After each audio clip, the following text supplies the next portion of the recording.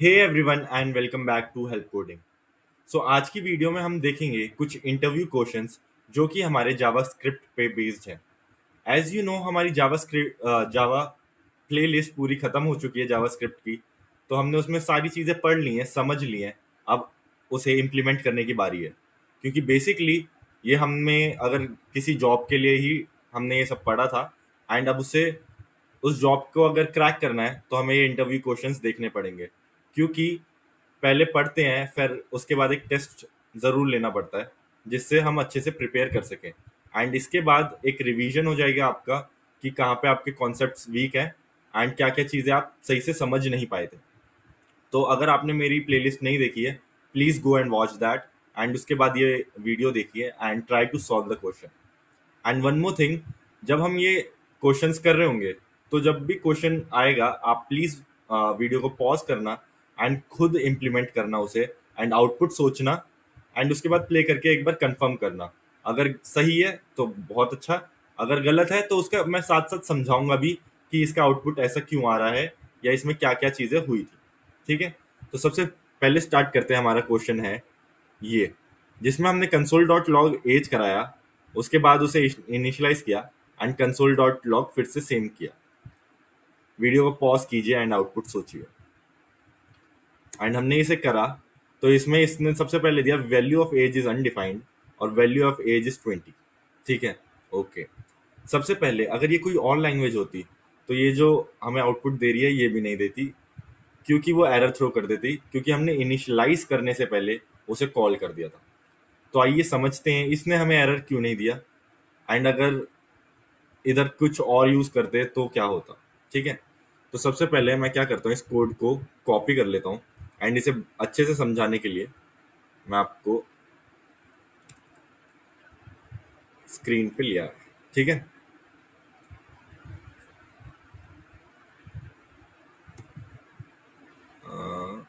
हाँ, ठीक है।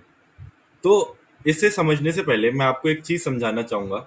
जब हम कोड को रन करते हैं जावास्क्रिप्ट में तो ये एक ग्लोबल एग्जीक्यूशन स्टेट बना देता है। ठीक है, एंड उसमें हम पे दो फेजेस होते हैं। एक होता है मेमोरी फेज, फिर होता है कोड फेज। तो बेसिकली जब हमने ये जावास्क्रिप्ट को हमने रन किया या रन करा हमने, तब एक ग्लोबल एग्जीक्यूशन स्टेट हमारी क्रिएट होती है। ठीक है, एंड जिसमें हम पे दो फेजेस हैं। उसे अच्छे से समझने के लिए ये कर लेते हैं, एक लाइन ड्रॉ कर लेते हैं बीच में। ठीक है, और इधर आ गया हमारा, सबसे पहले आता है मेमोरी फेज।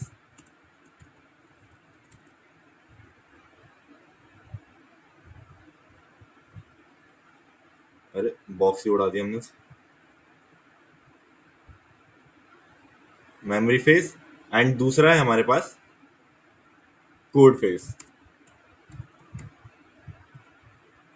ये कोड स्टेट कह लीजिए या मेमोरी स्टेट कह लीजिए। ठीक है, तो क्या होता है जब हमारा कोड हम जावास्क्रिप्ट रन करते हैं तो वो ऊपर से नीचे तक पहले अपने जो जितने भी वेरिएबल्स वगैरह आ रहे हैं उसे मेमोरी फेज में ले लेते हैं।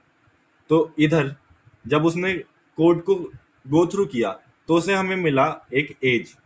ठीक है,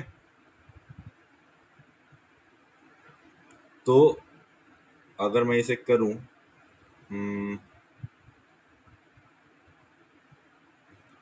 उसे इधर एज मिला जिस जो कि अनडिफाइंड है।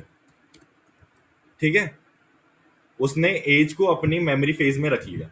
ठीक है, उसके अलावा इसमें कोई वेरिएबल नहीं था, तो इसकी मेमोरी फेज हो गई खत्म। देन उसके बाद ये अपने चलता है कोड फेज की तरफ, क्योंकि उसने जितना उसे मेमोरी फेज में लेना था वो ले चुका है। अब कोड को एग्जीक्यूट करने की बारी। तो उसने जब सबसे पहले देखा कंसोल डॉट लॉग में एज को प्रिंट करा तो उसने अपना मेमोरी फेज चेक किया एंड उसमें एज था, जिसे फिर प्रिंट करा, कंसोल डॉट लॉग हुआ तो एज अनडिफाइंड हुआ। ठीक है, फिर उसको एज की वैल्यू मिली।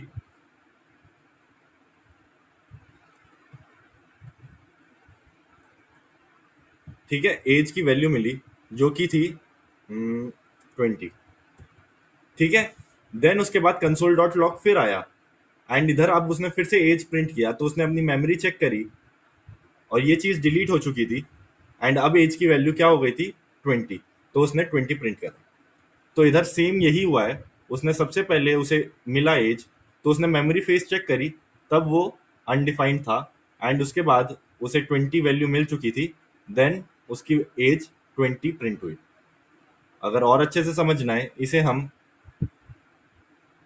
अपने इसे डिबग भी कर सकते हैं। ठीक है, ठीक है, एक बार फिर से एंड रन एंड डिबग। ठीक है, तो इधर अगर देखें तो अभी तक कुछ नहीं है। आप देख सकते हैं इसने मेमोरी फेज में एज अनडिफाइंड ले ली, फिर ये नेक्स्ट लाइन में गया, अब एज की वैल्यू 20 हो चुकी है, और इसने एज और एज अनडिफाइंड प्रिंट कर दिया था इतने। एंड फिर उसने नेक्स्ट लाइन जब प्रिंट करी तो वैल्यू ऑफ एज 20 आई, क्योंकि मेमोरी फेज में अब वैल्यू 20 हो चुकी थी। ठीक है, बहुत बढ़िया। आई होप आपको ये चीज़ समझ आ गई होगी। ठीक है कि एक ग्लोबल एग्जीक्यूशन कॉन्टेक्स्ट होता है जिसमें दो पार्ट होते हैं, मेमोरी फेज और कोड फेज। सबसे पहले मेमोरी फेज में सारे वेरिएबल ले लेता है एंड देन कोड फेज में जाता है। ठीक है,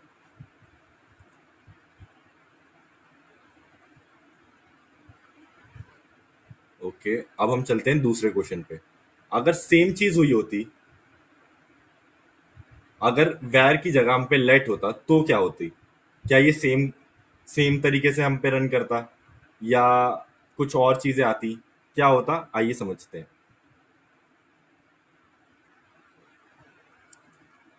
आई 2.js, और इधर इसने हमें एक एरर थ्रो कर दिया, और एरर में क्या आया है, can not access age before initialize. And one more thing, जो ये पिछला वाला था, इस चीज को हम कहते हैं कॉन्सेप्ट ऑफ होइस्टिंग। इनिशियलाइज करने से पहले अगर उसे हमने यूज कर लिया तो उसे हम कहते हैं होइस्टिंग, और ये हमारे वैर कीवर्ड में यूज होती है। ठीक है, तो इसलिए ये हमें एरर नहीं देता। ठीक है, अब सेकंड में सेम हमने कोड किया, उसने एज को पहले 100 कर दिया, then console dot log age किया, और फिर एज 20 कर दिया। ठीक है, या अगर इसी में मैं वेर की जगह लेट कर देता तो क्या होता? तब भी इसने हमें एरर दिया है, age can not access age before initializing. ठीक है, तो आइए समझते हैं, इधर इसे क्लीन कर देते हैं। ठीक है, तो अब मेन क्वेश्चन आता है कि जो एज है, या जो हमारा कॉन्सेप्ट ऑफ हॉइस्टिंग है, वो लेट कीवर्ड में यूज होता है या नहीं होता? क्योंकि इधर तो ये एरर थ्रो कर रहा है। मैं बताऊंगा कि जो लेट कीवर्ड है और कॉन्स्ट है, ये दोनों में काम करता है, बट इसका काम करने का तरीका थोड़ा अलग होता है। ठीक है, आइए समझते हैं वो क्या अलग है। हम इस कोड को कॉपी कर लेते हैं, कोड ब्लॉक लिया हमने और इसे पेस्ट कर दिया। ठीक है,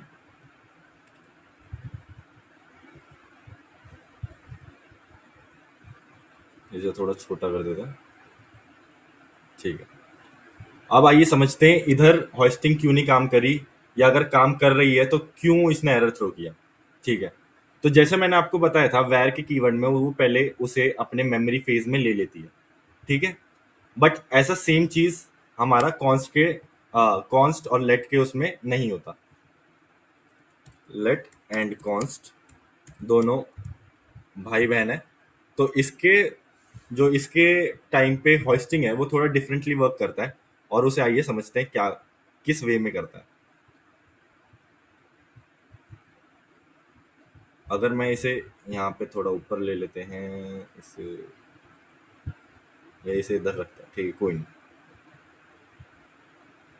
अगर हमारा ये, मान लीजिए ये हमारा कोड है, ठीक है, और हमारा एज यहाँ पे डिफाइंड है, इसे थोड़ा छोटा कर लेते हैं। ठीक है, इधर एक अच्छे से समझाने के लिए मैं ये करता हूँ, थोड़ा कलर भी इसका चेंज कर देते हैं, रेड कर देते हैं। ठीक है, ठीक है, तो अगर हम देखें, जब हमारा लेट कीवर्ड हम यूज करते हैं तो वो मेमोरी फेज में नहीं जाता। क्यों? क्योंकि ये जो आप रेड लाइन मतलब ये जहाँ रेड ब्लॉक देख रहे हैं, इस तक जो एक जोन होता है वो होता है टेम्पोरल डेड जोन। ठीक है। अब ये टेम्पोरल डेड जोन क्या होता है? बेसिकली टेम्पोरल डेड जोन में क्या होता है, जो भी हमारा कोड होता है वो एक तरीके से एग्जिस्ट नहीं करता। ठीक है। अगर हमने लेट कीवर्ड किया, लेट या कॉन्स्ट होता, दोनों की कहानी सेम है इधर, उसके टाइम पे एक टेम्पोरल डेड जोन हो जाता है, जिसकी वजह से ये हमें एरर थ्रो करता है। और जो कि एरर था मतलब बिफोर इनिशियलाइजिंग करके, ये can not access age before initializing. क्यों? क्योंकि हमारा एज कीवर्ड हम इनिशियलाइज यहाँ पे कर रहे हैं, और उससे पहले वाला जो भी ये कोड था ये टेम्पोरल डेड जोन में था हमारा, तो इसलिए ये एग्जीक्यूट नहीं होता और हमें एक एरर थ्रो कर देता। ठीक है। सो जो होस्टिंग है वो वैर कीवर्ड के चीज में तो अलग यूज करता है, वो मेमोरी फेज में उसे ले लेता है एंड इसलिए वो अनडिफाइंड दे देता है और एरर थ्रो नहीं करता। बट जो हमारा लेट और कॉन्स्ट है उसके टाइम पे एक टेम्पोरल डेड जोन क्रिएट हो जाता है, जिसकी वजह से वो उसे रीड ही नहीं करता एंड वो उसके मेमोरी फेज में लोड ही नहीं होता। और अगर मेमोरी फेज में लोड ही नहीं हुआ तो जब कोड फेज चलता है तो उसे वो हमें उधर मिलता ही नहीं है। एंड जब हमें वो कंसोल डॉट लॉग में उसकी वैल्यू जब हम प्रिंट करा रहे हैं और वो मेमोरी फेज में है ही नहीं, तो वो एरर थ्रो कर देता है कि can not access before initialize. So आइए चलते हैं अब अपने तीसरे क्वेश्चन पे। सो ये हमारा थर्ड क्वेश्चन है, जिसमें हमने माई फंक्शन को कॉल किया है। देन एक वेरिएबल है माई फंक्शन जिसके अंदर एक फंक्शन है एंड उसमें कंसोल डॉट लॉग फर्स्ट हो रहा है। देन हमने माई फंक्शन को फिर से कॉल किया एंड हमने एक फंक्शन बनाया माई फंक्शन जो कंसोल डॉट लॉग सेकेंड कर रहा है एंड माई फंक्शन को फिर से कॉल किया। तो अगेन वीडियो को पॉज कीजिए एंड इसका आउटपुट सोचिए। इफ सही हो आपका आउटपुट, जब इसे मैं रन करके देखूंगा तब ज़रूर येस और नो कमेंट सेक्शन में बताना। ठीक है। तो आइए इस कोड को रन करते हैं।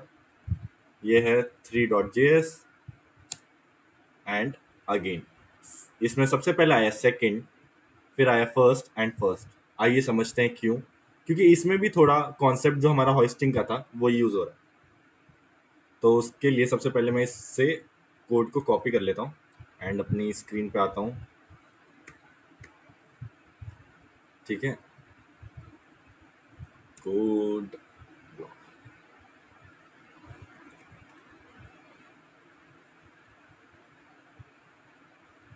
इसे थोड़ा नीचे स्क्रॉल कर लेते हैं। आइए समझते हैं ऐसा क्यों। सो अगेन जब हमारा कोड हम रन करते हैं, जैसा मैंने आपको बताया था, हमारा एक फेज बन जाता है। ठीक है। एंड उसमें हम पे दो फेजेस होते हैं, मेमोरी फेज और कोड फेज। ठीक है। तो ये इधर हमारा एक ब्लॉक बना। ठीक है। एंड मेमोरी फेज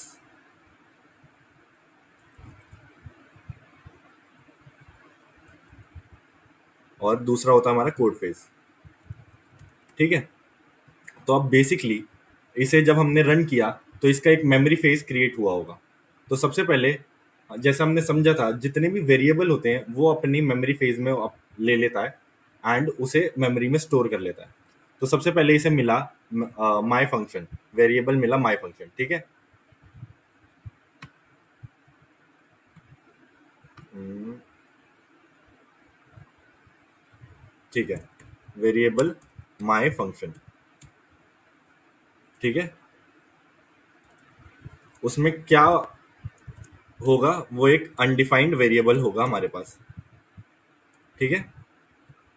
इसे कहाँ पे ले लेते हैं? ओहो, एक टेक्स्ट बॉक्स लो, पेस्ट करो। ठीक है। तो ये हमारे किस में आ गया? मेमोरी फेज में आ गया। ओके। फिर ये आगे बढ़ा, फिर हमें मिला एक फंक्शन। सो बेसिकली जैसे ये वेरिएबल को अपने मेमोरी फेज में रख लेता है, वैसे ही ये फंक्शनों को भी रख लेता है। बट द डिफरेंस इज, जब वो फंक्शन को अपने मेमोरी फेज में रखता है तब वो उसकी जो बॉडी होती है उसे भी ले लेता है। जैसे हम जब वेरिएबल किसी वेरिएबल को मेमोरी फेज में लेते हैं तो वो अनडिफाइंड होता है, बट इधर उसकी जो वैल्यू होती है वो उसकी बॉडी होती है। तो अब क्या हुआ, बेसिकली उसने इस पॉइंट पे आके इसे री इनिशियलाइज कर लिया। यहाँ पे वो री इनिशियलाइज हो गया, एंड जो हमारा माई फंक्शन था उसमें हम पे क्या आ गया, फंक्शन बॉडी आ गई, क्योंकि उसने चेक किया कि माई फंक्शन ऑलरेडी एग्जिस्ट करता है। तो जो अब फंक्शन था उसकी इसने वैल्यू अपने यहाँ पे जो अनडिफाइंड हमने स्टोर कर रखा था उसकी जगह इधर आ गई हम पे उसकी बॉडी, जिसमें हम सेकंड को प्रिंट करा रहे हैं। ठीक है, एंड फिर ये कोड खत्म हो चुका है। अब इसकी आती है कोड फेज की बारी। ठीक है, अब कोड फेज में क्या होगा, जब वो कोड रन होगा तो ये माई फंक्शन को कॉल किया एंड उसने अपनी मेमोरी में चेक किया कि हाँ ऑलरेडी माई फंक्शन नाम का हम पे वैल्यू स्टोर है। तो इधर हम पे उसमें क्या आ रहा है, कंसोल डॉट लॉग सेकेंड आ रहा है, तो वो यहाँ पे सेकेंड को प्रिंट कर देगा। ठीक है, बहुत बढ़िया। फिर उसने चेक किया माई फंक्शन को, अब उधर एक नया फंक्शन बॉडी एग्जिस्ट करती है, तो उसने ये जो सेकंड है इसकी जगह ये वाला जो माई फंक्शन है हमारा, ओहो, हाँ, ये जो पार्ट है हमारा, इसे इसकी मेमोरी फेज में इसे रीइनिशियलाइज कर दिया, और ये जो सेकंड आ रहा था इसकी जगह क्या आ गया, फर्स्ट आ गया। तो वो जब आगे बढ़ा, अब उसने माई फंक्शन फिर से देखा, तो अब वो सेकंड की जगह उसने क्या किया, अब फर्स्ट प्रिंट किया, एंड देन फिर से अगेन उसे कॉल किया। अब आप कहोगे ये भी तो हो रहा है, बट ये ऑलरेडी हमारे मेमोरी फेज में फंक्शन को हम एक बार स्टोर कर चुके हैं, तो वो इस बार इसे इग्नोर करेगा एंड इसके आगे चलेगा एंड फिर से फर्स्ट प्रिंट कर देगा। सो बेसिकली इसमें भी concept of hoisting he use हुआ है। तो इसमें क्या, पहले उसने वेरिएबल को चेक किया, मतलब पहले हमारे गो थ्रू किया, फिर उसे हमारा ग्लोबल एग्जीक्यूशन कॉन्टेक्स्ट बनाए मेमोरी और कोड, फिर वो मेमोरी फेज उसने लोड किया हमारा। मेमोरी फेज में सबसे पहले माई फंक्शन नाम का वेरिएबल लोड हुआ, ठीक है, जो कि उसे अनडिफाइंड मिला। उसके बाद उसे एक फंक्शन मिला माई फंक्शन, और उसने चेक किया कि मेमोरी में ये ऑलरेडी एग्जिस्ट करता है। तो उसने जब देखा मेमोरी में ऑलरेडी एग्जिस्ट करता है तो उसने उसे रीइनिशियलाइज किया, एंड जो फंक्शंस होते हैं वो उनकी जो वैल्यू होती है इनिशियल वैल्यू, वो उनकी बॉडी ही होती है। तो उसकी बॉडी में जो था वो उसे माई फंक्शन को मिल गया, एंड देन ये कोड एग्जीक्यूट हुआ। तो इसलिए सबसे पहले सेकंड आया, फिर इधर वो रीइनिशियलाइज हुआ, एंड वो फर्स्ट, फिर उसमें फर्स्ट स्टोर हो गया, एंड फर्स्ट आया, फिर उसे फर्स्ट प्रिंट किया। एंड जब ये एक बार हो चुका था तो उसने इस बार इस वाले कोड को क्या किया, इग्नोर किया, एंड फिर से उसे रन करा जिसमें फर्स्ट स्टोर था। आई होप आपको ये वाला पार्ट समझ आया हो, एंड अब चलते हैं नेक्स्ट क्वेश्चन की तरफ। सो ये हमारा है फोर्थ क्वेश्चन, जिसमें हमारे पास वेरिएबल है 10, फिर हमने एक इफी बनाया हुआ है जिसमें दो कंसोल डॉट लॉग यूज किए हैं एंड वेरिएबल को 20 भी इनिशियलाइज किया उसमें, फिर कंसोल डॉट लॉग वेरिएबल फिर से किया एंड वेरिएबल को 30 इनिशियलाइज किया यहाँ पे। ठीक है, अगेन सेम ड्रिल है, वीडियो को पॉज कीजिए एंड आउटपुट सोचिए, लिखिए, या जैसे भी आप टैली कर सकते हैं। सो आउटपुट आया 10 20 20। सो आइए समझते हैं ऐसा क्यों। सो बेसिकली इस पे हम अपना डीबगर अटैच कर देते हैं एंड रन एंड डीबग। बहुत बढ़िया। अब मैं इसमें एक चीज़ दिखाना चाहूँगा आपको कि जैसे ही हमारा कोड रन हुआ तो एक ग्लोबल एग्जीक्यूशन कॉन्टेक्स्ट बना होगा, एंड उसमें हमारे फिर से दो फेज, मेमोरी एंड कोड। अब मेमोरी में सबसे पहले वेरिएबल, इसमें एक वेरिएबल ही था, उसे हमने अनडिफाइंड कर दिया। ठीक है, अब जैसे जैसे कोड एग्जीक्यूट होगा उसकी वैल्यू चेंज होगी। अब जैसी फर्स्ट लाइन एग्जीक्यूट हुई तो वेरिएबल की वैल्यू अनडिफाइंड से 10 आ गया। ठीक है, फिर हमारे पास इफ ही था जिसके अंदर कंसोल डॉट लॉग था। ठीक है, अब इसने कंसोल डॉट लॉग किया इधर, इसकी वजह से क्या आया होगा, 10 आया होगा। ठीक है, फिर इसकी वजह से अब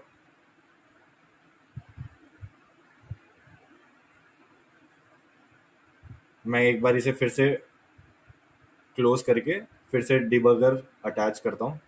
ठीक है, ठीक है, अब इसे नीचे लेके जाते हैं। हाँ, वेरिएबल अनडिफाइंड, वेरिएबल की वैल्यू 10 हो गई, कंसोल डॉट लॉग वेरिएबल, ठीक है, यहाँ से 10 आया। अब क्या हुआ, वेरिएबल की वैल्यू यहाँ पे चेंज हो गई 20। अब आगे चले। अब ये कंसोल डॉट लॉग पे क्या हुआ, वेरिएबल फिर से प्रिंट हुआ जिसकी वैल्यू थी 20। इफ यहाँ पे खत्म होता है, वेरिएबल की वैल्यू 20 है अभी भी, उसने यहाँ से प्रिंट किया वेरिएबल 20, और ये लास्ट लाइन है वेरिएबल इज इक्वल टू 30, और जैसे ये एग्जीक्यूट हुआ यहाँ पे वेरिएबल इज इक्वल टू 30 की वैल्यू हो गई। ठीक है, अगर इसके बाद कोई कंसोल डॉट लॉग होता और उधर हम वेरिएबल को प्रिंट कर रहे होते, और मैं इसे सेव कर देता हूँ एंड इसका आउटपुट देखता हूँ, तो इधर 10 20 20 30। क्यों? क्योंकि यहाँ पे इसकी वैल्यू री इनिशलाइज हो गई 30 के लिए। सो आइए चलते हैं नेक्स्ट क्वेश्चन जो कि हमारा फिफ्थ। सो फिफ्थ क्वेश्चन पे आते हैं, and again same drill, and code को देखिए, उसे सोचिए एंड क्या आउटपुट आएगा वो लिखिए, या जो भी आपको अपने माइंड में रखना है करिए। एंड सो इसका आउटपुट आया फू 30 एंड फू 100। सो अगेन इसे मैं एक्सप्लेन नहीं करूंगा क्योंकि इसमें भी सेम कॉन्सेप्ट हमारा होस्टिंग का लग रहा है, एंड आई होप अब तक आपको होस्टिंग का कॉन्सेप्ट समझ आ चुका होगा क्योंकि सारे यूज केसेस मैंने उसके आपको बता दिए हैं। ठीक है, तो अगर नहीं आया समझ तो पुराने क्वेश्चन एक बार और अच्छे से देखिए एंड देन इसे ट्राई करिए। फिर आते हैं अब सिक्स्थ क्वेश्चन पे। सिक्स्थ भी थोड़ा थोड़ा इसमें होस्टिंग का कॉन्सेप्ट है, बट थोड़ा ये ट्रिकी है। ठीक है, सो अगेन सेम ड्रिल हमारी, वीडियो को पॉज, अच्छे से देखना, मैं कह रहा हूँ अच्छे से देखना, अच्छे से बात कर। सो बेसिकली अच्छे से देखना इस कोड को, थोड़ा ट्रिकी क्वेश्चन है क्योंकि इजी है बट ट्रिकी है। ठीक है, सो मैं इसे रन करता हूँ एंड टना, इसने हमें दिया है एरर जिसमें आ रहा है फू इज नॉट डिफाइंड। आइए समझते हैं ऐसा क्यों। ठीक है, इसमें हम अपना डीबगर स्टार्ट करेंगे एंड समझेंगे अच्छी तरीके से। रन डिबग, डिबग कंसोल हम ऑन कर लेते हैं। ठीक है, तो अगर फिर से हम अपना देखें तो इसने एक वेरिएबल अनडिफाइंड कर दिया है। जैसे ही इसने रन किया वेरिएबल अनडिफाइंड इसे मिला, वेरिएबल मिला, उसकी इनिशियल वैल्यू अनडिफाइंड, एज जैसा हमने पहले समझा है। ठीक है, इसमें आपने एक चीज नोटिस की होगी, इसमें फू नहीं है। क्यों? क्योंकि फू एक ग्लोबल वेरिएबल नहीं है। ठीक है, तो ये ग्लोबल कॉन्टेक्स्ट में हमारे नहीं आएगा। कोड को रन आगे किया, वेरिएबल की वैल्यू 30 हो गई अनडिफाइंड से। इफी के अंदर आया, इफी के अंदर इसे फू मिला। अब इधर इसने लोकल में फू को अनडिफाइंड कर दिया। ठीक है, अब इसमें क्या हुआ, ग्लोबल एग्जीक्यूशन तो था, एक एक कह सकते हैं एक ग्लोबल एग्जीक्यूशन कॉन्टेक्स्ट था, उसमें दो पार्ट डिवाइड हुए। दो पार्ट कैसे डिवाइड हुए? फर्स्ट हमारा मेमोरी फेज, कोड फेज। अब कोड फेज में भी हमारा एक और क्या आया, हमारा इसे, कोई नहीं हम एक और बना लेंगे।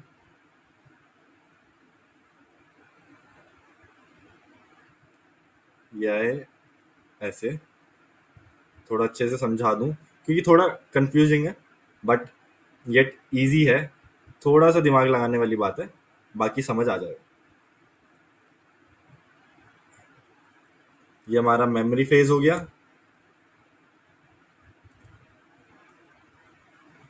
ये हमारा कोड फेज हो गया। ठीक है, एक तो अंदर का बॉक्स हटा हिलाना होता है, पूरा बॉक्स हिल जाता है।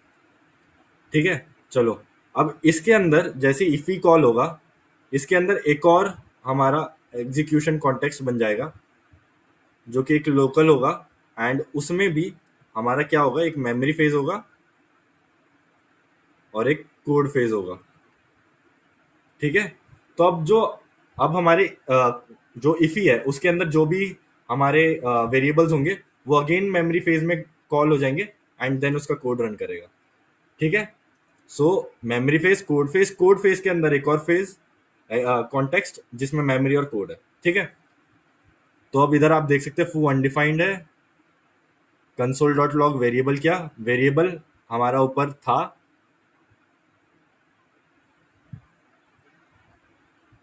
इसने उसे आगे किया, फू की वैल्यू 100 इधर आ चुकी है और हमें 30 प्रिंट हो गया लाइन नंबर 5 की वजह से। अब फू की वैल्यू 100 आ गई यहाँ से, ठीक है। आगे बढ़े, वेरिएबल की वैल्यू 20 हो गई यहाँ पे। अब देखते हैं, उसने 20 प्रिंट भी कर दिया। इफी के बाहर निकले, उसने कंसोल डॉट लॉग किया फू। अब हम इधर चेक करेंगे हमारे ग्लोबल एग्जीक्यूशन कॉन्टेक्स्ट में कि फू है मेमोरी में या नहीं, और उसे नहीं मिला, इसलिए उसने एरर थ्रो कर दिया। सो आई होप आपको ये क्वेश्चन समझ आया होगा। थोड़ा मतलब इजी था, बस थोड़ा ट्रिकी था। सब लोग आउटपुट पे ध्यान देने लग गए। उन्होंने मतलब अगर जिससे नहीं हुआ होगा आई गेस, वो छोटा सा ये देखना भूल गया कि फू ग्लोबली है या एक फंक्शन के अंदर है। तो इसलिए थोड़ा कंफ्यूजन हो जाता है। इसलिए मैं अगेन एंड अगेन आपको कह रहा था कि प्लीज अच्छे से देखना। तो यही था वो अच्छे से देखना। सो नेक्स्ट क्वेश्चन में हमारे पास एक फॉर लूप है जिसमें हमने variable i is equals to मतलब var i is equals to 0 किया है। एंड वो लूप जब तक चलेगा जब तक वो 10 तक ना पहुंच जाए। एंड उसे हमने सेट टाइम आउट सेट किया है, उसमें 0 उसकी टाइम दिया है एंड उस पर कंसोल डॉट लॉग लगाया है, ठीक है। अब हमें इसका आउटपुट गेस करना है। अगेन सेम ड्रिल, वीडियो को पॉज एंड सोचिए। हो सकता है आप सरप्राइज हो इसके आउटपुट को, तो अच्छे से एक बार कर लो, समझ लो एंड देन इसका आउटपुट गेस करना, ठीक है। एंड एज यू नो हम पे आया 10। जिसने गेस किया बहुत अच्छा, जिसने नहीं किया मैं आइए समझाता हूँ क्यों, ठीक है। बेसिकली जो ये हमारा फॉर लूप था, इसमें हमने जो इनिशियलाइज किया आए, वो हमने with the help of var keyword use किया। कोई नहीं, से मैं इधर अच्छे से समझाता हूँ। ये हमारा लूप आ गया। तो बेसिकली ये क्या कर रहा है, जो सेट टाइम आउट होता है वो हमारे पहले जैसे जितनी बार ये लूप चलेगा, ठीक है, ये पहले कंटिन्यूसली चलेगा एंड ये सेट टाइम आउट को रजिस्टर करेगा हमारे वेब एपीआई पे। यहाँ पे कम से कम नहीं, कम से कम ये 10 बार, पहले 10 बार लूप चलेगा 0 to 10 तक। एंड इधर ये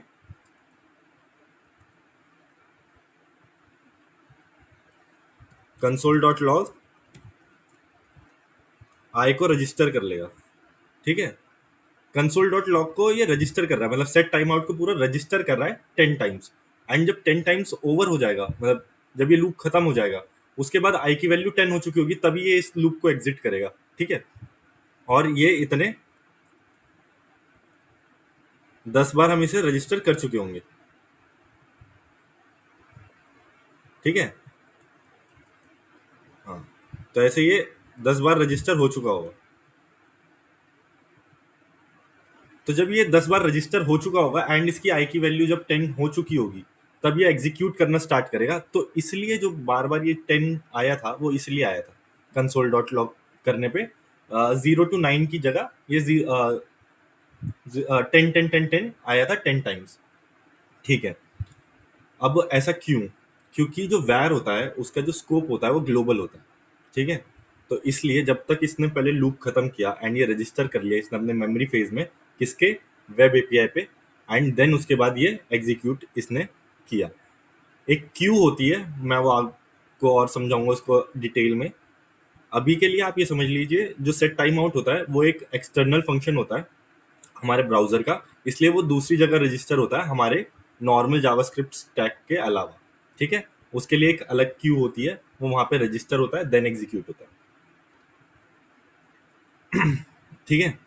अब बट अगर मैं इसे वैर की जगह, मैंने ऊपर लिख भी रखा है, इसको लेट कीवर्ड से अगर इनिशियलाइज करूं मैं आई को, तो क्या आउटपुट आएगा? सो इधर आउटपुट बिल्कुल चेंज हो चुका है, ठीक है। इधर आउटपुट आया 0 to 9। जो हम इस वाले लूप में एक्सपेक्ट कर रहे थे या कुछ लोग एक्सपेक्ट कर रहे थे, वो आउटपुट लेट वाले में आया। सो ऐसा क्यों? क्योंकि लेट के टाइम पे क्या होता है, लेट हर बारी जैसे ही रन करेगा वो एक न्यू वेरिएबल को इनिशियलाइज करेगा। जैसे वैर सेम को रख के उसमें बस वैल्यू चेंज कर रहा था, बट जो हमारा लेट कीवर्ड है वो एक लोकल स्कोप क्रिएट करता है, इसलिए वो बार बार एक नया वेरिएबल इनिशियलाइज कर रहा था, इसलिए हर बारी उसकी वैल्यू चेंज हो रही थी। काफी कॉमन क्वेश्चन था ये, बट लोग ध्यान से पढ़ते नहीं है, इसलिए थोड़ी कभी कभी गलती कर सकते हैं। सो प्लीज लेट, वेर और कॉन्स्ट को जरूर देखें कि किस कीवर्ड से वो इनिशियलाइज हो रहा है हमारा वेरिएबल, ठीक है। सो चलते हैं अपने नेक्स्ट क्वेश्चन की तरफ। काफी इंटरेस्टिंग क्वेश्चन है एंड हाँ, इसे दो पार्ट में ले लेते हैं क्योंकि थोड़ा ये लंबा है, मतलब क्वेश्चन की लेंथ लंबी है। सो एक ही बारी में आपको दिख सके सही से, तो इसलिए मैं इसने इसे दो स्क्रीन में डिवाइड कर दिया। ठीक है, आइए। तो इसमें हमारे पास क्या है, एक हम पे ग्लोबल स्कोप पे वेरिएबल है फुल नेम हेल्प कोडिंग के नाम से, एंड देन एक ऑब्जेक्ट बनाया मैंने जिसमें एक की दी है फुल नेम की, जिसका वैल्यू दी है। फिर उसके अंदर एक प्रॉप नाम की है जो कि एक ऑब्जेक्ट है जिसके अंदर, उसके अंदर एक और इनसाइड की है। ठीक है, एंड उसके अंदर एक फंक्शन मैंने डिफाइन किया हुआ है गेट फुल नेम से। देन एक गेट फुल नेम बाहर है जो प्रॉप प्रॉपर्टी के बाहर है। ठीक है, ध्यान से। उसके बाद एक गेट फुल नेम v2 है जिसमें हम again this dot full name कर रहे हैं, एंड और इधर ये हमारा फैट एरो फंक्शन है। यहाँ पे नॉर्मल फंक्शन था, यहाँ पे फैट एरो फंक्शन था, and again then get full name v3। इधर हमने एक इफी को रखा। ठीक है, इफी। ठीक है, आइए देखते हैं। Again same drill, video pause, हमें इन सब के आउटपुट बताने हैं। ठीक है, वीडियो पॉज करके आउटपुट सोचिए, बाकी मैं रन करके देखते हैं। ठीक है, 8.js एंड रन। ठीक है, कुछ एरर भी आया है, बाकी जिसने आउटपुट गेस किया बहुत वेल एंड गुड है। बाकी आइए समझते हैं क्या हुआ। ठीक है, तो सबसे पहले आया इनसाइड प्रॉप। क्यों? क्योंकि ये जो हमने पहले किया था वो कंसोल डॉट लॉग किया था object dot prop dot gate full name. ठीक है, तो ये ऑब्जेक्ट है हमारा, उसके अंदर प्रॉपर्टी प्रॉप नाम की एक की थी। ठीक है, उसके अंदर हम गए एंड गेट फुल नेम को किया। अब जो गेट फुल नेम है वो रिटर्न कर रहा है दिस डॉट फुल नेम। सो इधर जो दिस है वो किसे रेफर कर रहा है, वो इस ऑब्जेक्ट को रेफर कर रहा है, एंड इस ऑब्जेक्ट में जो फुल नेम है वो इनसाइड प्रॉप है जिसकी वैल्यू, इसलिए फर्स्ट में इसने इनसाइड प्रॉप किया। बिल्कुल ठीक। फिर object OBJ dot gate full name. ठीक है, प्रॉप के बाहर इस ऑब्जेक्ट के अंदर जो हमारा मेन ऑब्जेक्ट है इसके अंदर भी एक प्रॉपर्टी है गेट फुल नेम, जिसमें हम फंक्शन कर रहे हैं और रिटर्न कर रहे हैं दिस डॉट फुल नेम। सो इधर ये दिस किसे रेफर कर रहा है, ये इस ओबीजे को रेफर कर रहा है। ठीक है, तो ये ओबीजे को रेफर कर रहा है, तो इधर जो फुल नेम है वो है हैग्ड फुल नेम, तो इसने हैग्ड फुल नेम भी प्रिंट कर दिया। बिल्कुल सही। देन हम आगे चलते हैं, एंड अब है गेट फुल नेम v2, ये हमारा फैट एरो फंक्शन।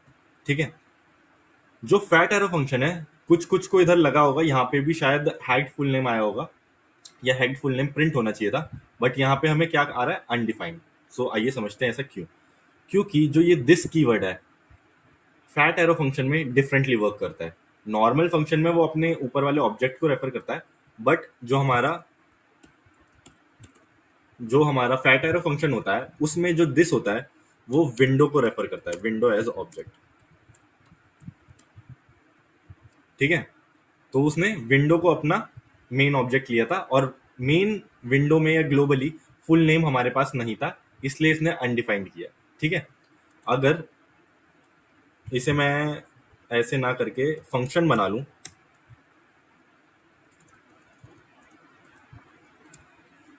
ठीक है, फंक्शन बना लेते हैं इसे, तो देखते हैं इसमें क्या आउटपुट आएगा। सेव कराते हैं, CLS।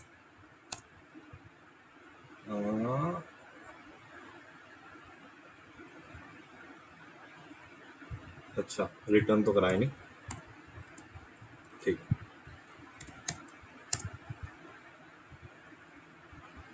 सो देखिए यहाँ पे इसने हैग्ड फुल नेम अगेन कर दिया, क्योंकि अब ये नॉर्मल फंक्शन बन चुका है, एंड नॉर्मल फंक्शन दिस उस अपने मेन पेरेंट ऑब्जेक्ट को ही ले लेता है। तो इसका मेन ऑब्जेक्ट इधर फुल नेम मतलब ओबीजे था, एंड ओबीजे में फुल नेम नाम की एक की थी जिसे इसने प्रिंट कर दिया। ठीक है, इसे वापस अपना एरो फैट एरो फंक्शन बना देते हैं, एंड आई होप आपको समझ आ गया होगा फैट एरो फंक्शन का स्कोप और हमारे नॉर्मल फंक्शन का स्कोप। ठीक है, फिर अगेन आता है, अब इधर है gate full name v3। v3 क्या है, हमारा इफी है। ठीक है, सो इसने इफी ने हमें एरर थ्रो किया है, तो वो एरर क्यों दिया है आइए समझते हैं। क्योंकि जो इफी है उसने करा return this dot full name. ठीक है, और इफी है तो उसने इमीडिएटली वो उधर इन्वोक हो गया होगा, एंड उसने एक वैल्यू रिटर्न करी होगी। तो जो गेट फुल नेम v3 है वो हमारा कोई फंक्शन नहीं, वो एक प्रॉपर्टी है। अगर मैं इसकी जगह v3 है जो जहाँ पे ये स्कोप्स हटा दूं तो देखूं तो अब कोई एरर नहीं आया, अनडिफाइंड आया बट एरर नहीं आया। क्यों अनडिफाइंड इसलिए आया क्योंकि ये जो दिस डॉट फुल नेम है इस फंक्शन के अंदर कोई एग्जिस्ट ही नहीं करता, तो इसलिए इसने अनडिफाइंड किया। ठीक है, अगर मैं इसकी जगह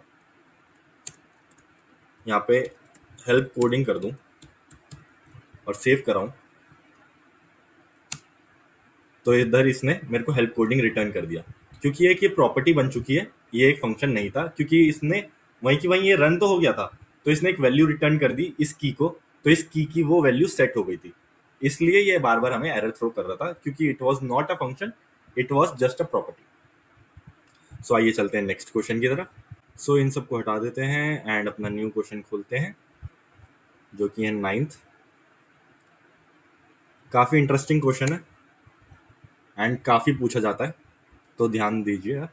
सो इधर मेरे पे दो ऑब्जेक्ट है, एक अभिषेक नाम का जिसमें नेम से नेम करके दो प्रॉपर्टी है। से नेम एक फंक्शन है जो कि दिस डॉट नेम को कंसोल करा रहा है, एंड सेम उसका एज इट इज है, बस इधर नेम की वैल्यू चेंज हो रही है। ठीक है, और इधर मैंने क्या किया है, कोडिंग डॉट से नेम डॉट कॉल अभिषेक करा। ठीक है, सो आइए again same drill, video pause and answer सोचिए, बाकी इसे करते हैं प्रिंट। इधर मेरे पे कंसोल डॉट लॉग में आया अभिषेक राजपूत। सो ये थोड़ा कंफ्यूजिंग हो सकता है कुछ लोगों के लिए, but as a JavaScript developer आपको ये पता होना चाहिए। ठीक है, क्योंकि जब हमने कोडिंग को यूज करके कोडिंग ऑब्जेक्ट के से नेम को हमने कॉल करवाया था, तो उधर हेल्प कोडिंग आना चाहिए था, बट यहाँ पे हमें अभिषेक राजपूत मिल रहा है। सो बेसिकली ये क्यों मिल रहा है, आइए समझते हैं। अगर मैं ये कॉल को हटा दूं एंड फिर इसे रन करूं, तो देखते हैं क्या आ रहा है। इधर अब आया हेल्प कोडिंग। सो बेसिकली समझने वाली बात ये है कि ये जो हमारा क्या कहते हैं डॉट कॉल था, वो ऐसा क्या कर रहा है कि वो ऊपर वाले ऑब्जेक्ट की वैल्यू प्रिंट कर रहा है। ठीक है, इसे कमेंट करते हैं एंड समझते हैं। इसे समझने के लिए एक काम करते हैं, एक फंक्शन बना लेते हैं से नेम करके, एंड इसमें कंसोल डॉट लॉग कराते हैं क्या, दिस डॉट नेम को। ठीक है, इसे थोड़ा बड़ा कर लेते हैं। ठीक, तो अब मैं इधर एक फंक्शन बनाया मैंने से नेम, जो कि क्या करा रहा है, कंसोल डॉट लॉग करा रहा है दिस डॉट नेम। आइए देखते हैं क्या आउटपुट देगा। एक सेकेंड, हमने कॉल तो कराया नहीं था। ठीक है, और एज एक्सपेक्टेड अनडिफाइंड। क्यों, क्योंकि जो से नेम फंक्शन है इसके कॉन्टेक्स्ट में कोई नेम नाम का कुछ एग्जिस्ट ही नहीं करता, तो ये जो दिस है इसे पता ही नहीं है ये किस कॉन्टेक्स्ट की बात कर रहा है। ठीक है, तो अगर मैं से नेम यूज करके क्या करूं, से नेम डॉट कॉल अभिषेक करूं, तो क्या होगा, इसने अभिषेक राजपूत प्रिंट कर दिया। सो ऐसा क्यों, क्योंकि जब इसने से नेम को कॉल करवाया, इसके पास अपना तो कोई कॉन्टेक्स्ट नहीं था, बट मैंने डॉट कॉल मेथड यूज करके इसे कहाँ डायरेक्ट करवा दिया, जावास्क्रिप्ट ने इसे सीधा जो हमारा अभिषेक नाम का ऑब्जेक्ट है उसके कॉन्टेक्स्ट में इसे कॉल करवाया, एंड उसके कॉन्टेक्स्ट में हमारे पास एक नी की सॉरी नेम नाम की थी जिसे इसने पॉइंट कर दिया। सो बेसिकली अगर हम डॉट कॉल में कोई सा भी ऑब्जेक्ट यूज करते हैं, तो वो उसके कॉन्टेक्स्ट को रेफर करने लगता है, ना कि जिसके से हमने कॉल कराया है। जो अब जैसे मैंने कोडिंग में कॉल कराया था कोडिंग डॉट सी नेम, तो ये जो console dot log this dot name हो रहा था, तो ये दिस उधर डायरेक्ट कर गया जहां पे मैंने इस कॉल को यूज किया था, एंड कॉल कहाँ किस कॉन्टेक्स्ट में था, अभिषेक के, तो इसलिए ये इसने हमें सीधा अभिषेक पे रिडायरेक्ट करा दिया।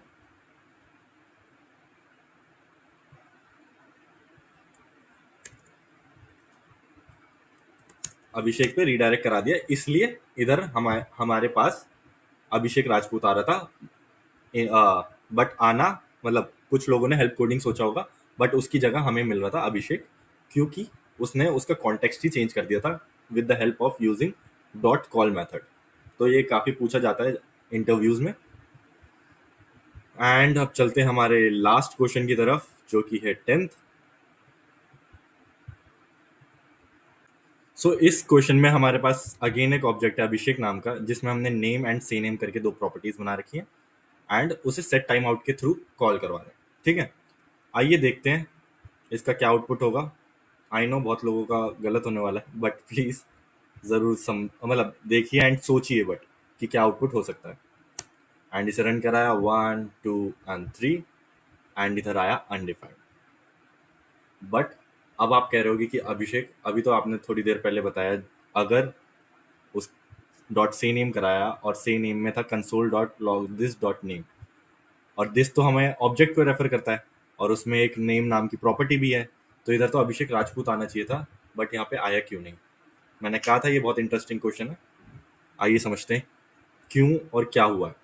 सो बेसिकली जैसे मैंने आपको अभी पहले भी बताया था, जो सेट टाइम आउट है वो एक अलग एपीआई मतलब वेब एपीआई पे रन करता है, डिफरेंट फ्रॉम जावास्क्रिप्ट। ठीक है, तो इधर क्या हो रहा है, जब हम सेट टाइम आउट को सेट कर रहे हैं तो वो एक दूसरे कॉन्टेक्स्ट में जाता है, वेब एपीआई पे जाता है एंड उधर 3 सेकंड बाद से डॉट से नेम एग्जिस्ट नहीं होता, तो इसलिए इसे वो मिलता ही नहीं है। एंड ये उधर मतलब ये दिस उसे मिलता ही नहीं है कॉन्टेक्स्ट, तो इसलिए इसने अनडिफाइंड प्रिंट कर दिया। ठीक है, बट इसे सॉल्व कैसे करें ये भी क्वेश्चन पूछा जाता है कि अगर इधर अनडिफाइंड आ रहा है तो इधर अगर मेरे को अभिषेक राजपूत लाना है तो कैसे ला सकता हूँ? तो इधर एक मेथड होता है बाइंड करके, अगर मैं बाइंड कर दूं, नेम नहीं, बाइंड कर दूं अभिषेक को हमारे ऑब्जेक्ट को, तो ये सही काम करेगा। बट इधर आपके मन में आ रहा होगा कि अभी तो हमने एक कॉल मेथड भी पढ़ रहा था, उसमें भी सेम चीज होती थी। तो आइए बताता हूँ कॉल और हमारे बाइंड में क्या डिफरेंस है। सो बेसिकली जो कॉल मेथड था वो इंस्टेंटली हमें रन करके दे देता था आउटपुट, बट बाइंड ऐसा नहीं करता। अगर मैं कॉन्स्ट एफ एन लूँ और से नेम डॉट बाइंड करूँ किससे, अभिषेक से, इसे मैं ऊपर वाले को करता हूँ कमेंट एंड इसे भी कमेंट। ठीक है, तो अब ये क्या कर रहा है, ये जो डॉट बाइंड मेथड होता है ये मुझे एक फंक्शन ही रिटर्न कर देता है। तो अगर मेरे को ये प्रिंट करवाना है तो मैं इस एफ एन को रन करूंगा, मतलब एफ एन को कॉल करूंगा, तो ये वर्क करेगा। सो बेसिकली जो डॉट बाइंड और डॉट कॉल में डिफरेंस है, डॉट कॉल इमीडिएटली उसे रन कर देता है, उसका आउटपुट दे देता है, बट जो डॉट बाइंड है वो हमें एक न्यू फंक्शन रिटर्न करता है। सो बेसिकली इधर ये क्या कर रहा है, ये मुझे एक नया फंक्शन रिटर्न कर रहा है जिसे मैं स्टोर कर लूंगा एफ एन में एंड इसे पेस्ट कर देता हूँ और इधर एफ एन लिखता हूँ। ठीक है, एंड इसे क्लियर करते हैं, 10 को रन करना है, 1 2 एंड 3 एंड बिंगो, मेरा नाम इसने प्रिंट करके दे दिया। सो बेसिकली अगर मैं सेट टाइम आउट के थ्रू ऐसे कुछ कॉल करा रहा हूँ या कोई प्रॉपर्टी एक्सेस कर रहा हूँ दिस डॉट नेम, तो हमें उसे बाइंड या कॉल करवाना है, मस्ट है, अदरवाइज वो अनडिफाइंड देगा। क्योंकि सेट टाइम आउट एक वेब एपीआई है, उसका कॉन्टेक्स्ट अलग होता है, तो उसे दिस डॉट नेम में ये दिस में ये ऑब्जेक्ट वो रेफर ही नहीं कर रहा होगा, वो किसी और कॉन्टेक्स्ट में होगा और उसे वो प्रॉपर्टीज मिलेंगी नहीं, तो इसलिए वो अनडिफाइंड दे देगा। इसे सॉल्व करने के लिए हम या तो एक डॉट बाइंड मेथड यूज कर सकते हैं या सीधा सीधा हम अपना क्लोजर भी यूज कर सकते हैं। ठीक है, सो आई होप आपको ये समझ आ गया होगा एंड ये काफ़ी इंपॉर्टेंट क्वेश्चंस थे जिसकी हेल्प से आपके बाकी सारे कॉन्सेप्ट भी क्लियर हो गए होंगे कि क्या चीज़ कैसे वर्क कर रही है। सो ऑनलाइन जाके और क्वेश्चन सॉल्व करने का ट्राई करिए। बेसिकली मेजरली इन्हीं कॉन्सेप्ट पे क्वेश्चंस आते हैं, थोड़े ऊपर नीचे होंगे, मतलब वैल्यूज वगैरह चेंज होंगी ऑफ कोर्स, बट जो उसका पैटर्न है या जिस कॉन्टेक्स्ट में वो पूछे जाते हैं वो यही है। So for the next video जब तक नहीं आ रही तब तक do watch this, like and subscribe and share. जो बच्चे नए अभी इंटरव्यूज देने के लिए स्टार्ट कर रहे हैं प्लीज़ मस्ट वॉच, एंड जो ऑलरेडी जॉब कर रहे हैं उनके लिए भी बहुत इंपॉर्टेंट है, क्योंकि बेसिक्स बहुत लोगों के क्लियर नहीं होते, एंड अगर क्लियर है तो कोई मतलब ज़रूरी नहीं है उन्हें रिकॉल करना बहुत ज़रूरी है मतलब। ठीक है, चलो तब तक के लिए बाय बाय, टेक केयर।